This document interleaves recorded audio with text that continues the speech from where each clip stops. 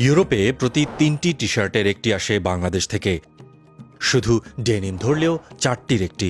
আমেরিকাতেও প্রতি ৫টি ডেনিমের একটির উৎস বাংলাদেশ। ইউরোপের পরিসংখ্যান দপ্তর ইউরোস্ট্যাটের মতে অ্যাপারেল মার্কেটে চীনের পর দ্বিতীয় অবস্থানে থাকা বাংলাদেশের আধিপত্য আরও বাড়ছে। পোশাক প্রস্তুত ও রপ্তানিকারকদের সংস্থা বিজিএমই এর হিসেবে ২০২২ সালে বাংলাদেশ প্রায় $৪৩ বিলিয়ন বা ৪.৫ লাখ কোটি টাকা রপ্তানি করেছে। সস্তায় পোশাক পেয়ে ইউরোপীয়রা যেমন খুশি, তেমনি বাংলাদেশ খুশি বর্ধিষ্ণু অর্থনীতি নিয়ে।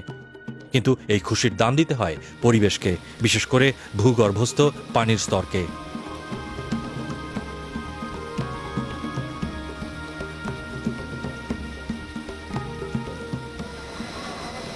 পোশাক তৈরি প্রক্রিয়ায় পানি একটি গুরুত্বপূর্ণ উপাদান। বিশেষ করে রং ও ধোয়ার কাজে প্রচুর পানি লাগে। সেই হিসেবটা কেমন? কারখানা কতটা দক্ষ তার উপর ভিত্তি করে ১ কেজি ডেনিমের জন্য ২৫০ লিটার পর্যন্ত পানি লাগতে পারে। গড়ে ১ কেজি কটন ও কটন ব্লেন্ড ফ্যাব্রিক প্রক্রিয়াজাত করতে ১৫০ থেকে ২০০ লিটার পানি লাগে। সেই হিসেবে টেক্সটাইল শিল্পে বছরে ১৫০০ বিলিয়ন লিটার পর্যন্ত পানি খরচ হতে পারে, যা ঢাকায় ২ কোটি মানুষের ৫ থেকে ১০ মাসের ব্যবহৃত পানির সমান। পানির আসল দাম কখনো ধরা হয় না। যদি পরিবেশগত দিক বা ব্যবহারের পরিমাণের কথা বিবেচনা করা হয়, যদি বিবেচনা করা হয় যে দিন দিন পানি সংকট বাড়ছে, অথচ আমরা সেই পানি সস্তায় পোশাক তৈরির জন্য ব্যবহার ও প্রায়ই অপচয় করছি, আর সেই পোশাকও হয়তো বেশি দিন পরছি না। কারখানাগুলোতে এই বিপুল পানির যোগান আসে মূলত ভূগর্ভ থেকে, আর তাতে প্রতি বছর আরও নিচে নামছে পানির স্তর। ২০১১ ও ২০২১ সালের প্রতি মাসের পানির গভীরতার উপাত্ত বিশ্লেষণ করে ডয়চে ভেলে দেখেছে, যেসব এলাকায় প্রচুর ওয়াশিং ও ডাইং কারখানা রয়েছে সেখানে পানির স্তর নামছে উদ্বেগজনক হারে।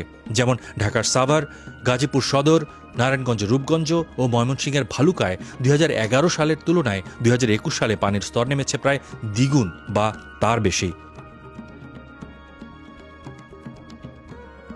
২০১১ সালে যেখানে গাজীপুরে পানি ছিল ২৬ মিটার গভীরে, ২০২১ সালে পানি পেতে সেখানে যেতে হচ্ছে অন্তত ৫১ মিটার। হিসেবের সুবিধার জন্য ডয়চে ভেলে ঢাকার ধামরাই, গাজীপুরের কাপাসিয়া ও কিশোরগঞ্জের পাকুন্দিয়াতে কৃষিপ্রধান এই ৩ এলাকার পানির স্তরেরও হিসেব নিয়েছে। পানির স্তর নেমে যাওয়ার জন্য যে কারখানাগুলোই দায়ী তা বোঝা যাচ্ছে এই ৩ এলাকার পানির গভীরতা পরীক্ষা করে। এই ১০ বছরে ধামরাই ও কাপাসিয়াতে পানির গভীরতা বেড়েছে ১ মিটারেরও কম, আর পাকুন্দিয়াতে গভীরতা উল্টো কমেছে।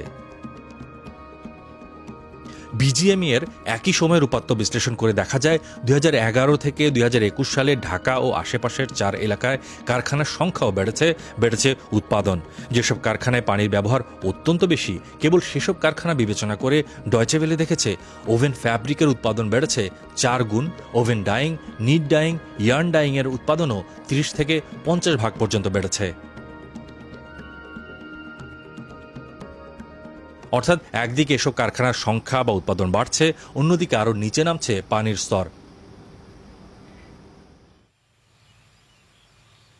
পানির স্তর কমার প্রভাব বুঝতে আমরা এসেছি সাভারের বিরুলিয়ায়। চাষি আসাদুল হাসান গভীর নলকূপের কল খুলছেন। গোলাপ চাষের জন্য এই গ্রামের কৃষকরা প্রায় ২ দশক শ্যালো মেশিনে পানি পান না, তাই গভীর নলকূপই ভরসা।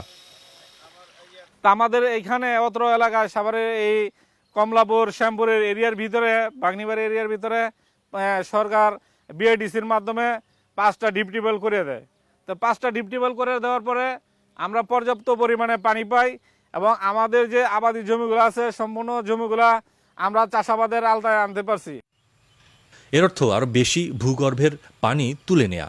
কৃষি উন্নয়ন কর্মকর্তা মোহাম্মদ ওয়াহিদুল ইসলাম গেল ৩ দশকে এই এলাকায় পানির স্তর নেমে যাবার হিসেব দিলেন। যে ৯০-এর দশকে এখানে পানি ছিল ২৫ থেকে ৩০ ফিট।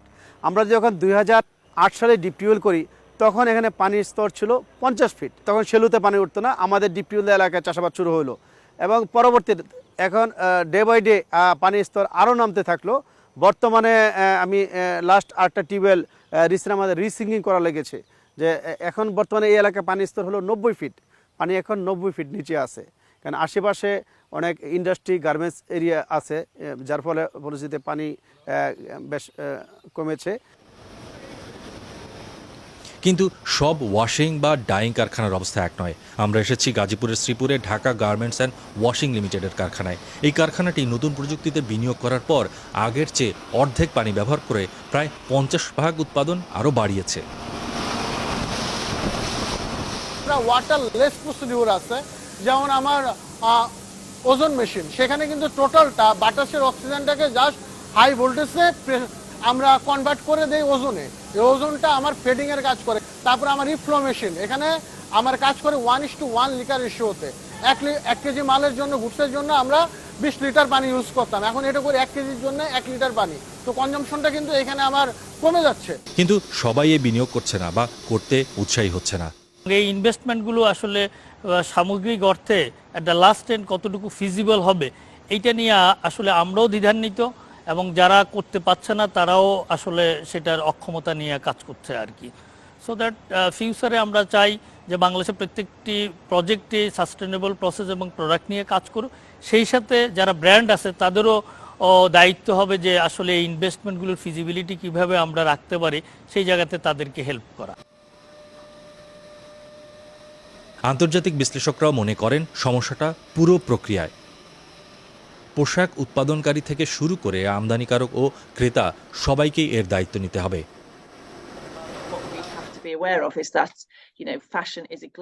আমাদের মনে রাখতে হবে, পোশাক একটি বৈশ্বিক শিল্প। শুধু জাতীয় পর্যায়ে এই সমস্যার সমাধান হবে না, আমাদের বৈশ্বিকভাবে একমতে আসতে হবে।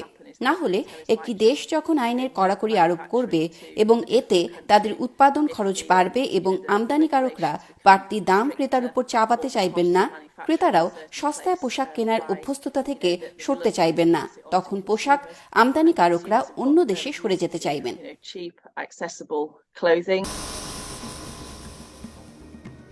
বিশ্বব্যাংকের প্রতিষ্ঠান আইএফসিও তাদের প্যাক্ট প্রকল্পে বাংলাদেশে এ পর্যন্ত প্রায় 400 কারখানার সঙ্গে কাজ করেছে এবং অনেকগুলোর দক্ষতা বেড়েছে। তাদের হিসেবে বছরে 29.5 বিলিয়ন লিটার পানির ব্যবহার কমেছে, কিন্তু তা প্রয়োজনের তুলনায় খুবই কম।